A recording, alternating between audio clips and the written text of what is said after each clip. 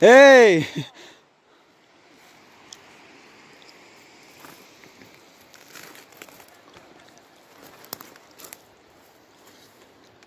این های قشلاقی میبینی، قشلاق خیرز.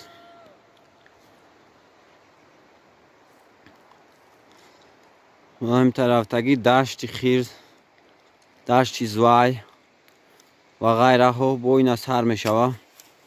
قشلاق زوای اینا علاکای که همو سیاه رنگ شیستن. خب اینا دشتی خرز تمام میشوه، از قشلاق زوای سر میشوه. همین رفتگی آب خینگاب هم دریا شده است. خب نه قشلاق ها که میبینی قشلاق خیپشون میگن. انا او قشلاق میونده دره سرکارون. اینای مباینی دره در قشلاق دره حیرون دیور نیست های. بسیار قشلاق ها که نغزای. انا ای طرفتگی دره سیوک جور های دلشی غود همی جو قشلاق های دیگر. ما در بلندی 8000 متر از سطح بحر بلند برمادیم. اینا اگر باور نکنه اینا شوخ 10 متر گبریم در بالای کوه میبرویم.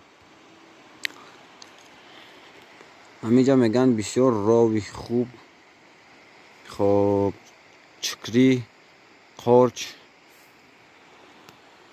رو همینجا ما برای خوردن قارچ دیگرها اومدگیم.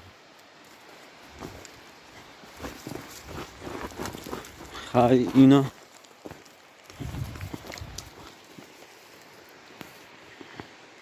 اینجا را سنگی جای بارون چی که گرفت اینجا.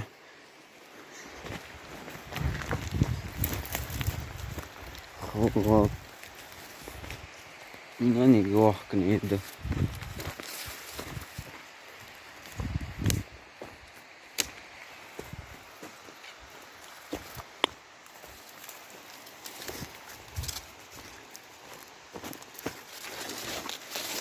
کنی من بینم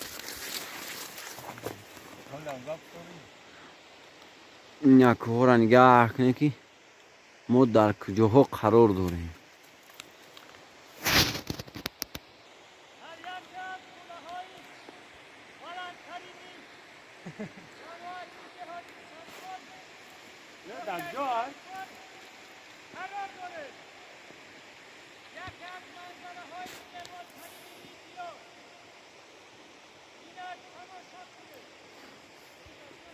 رقص سر که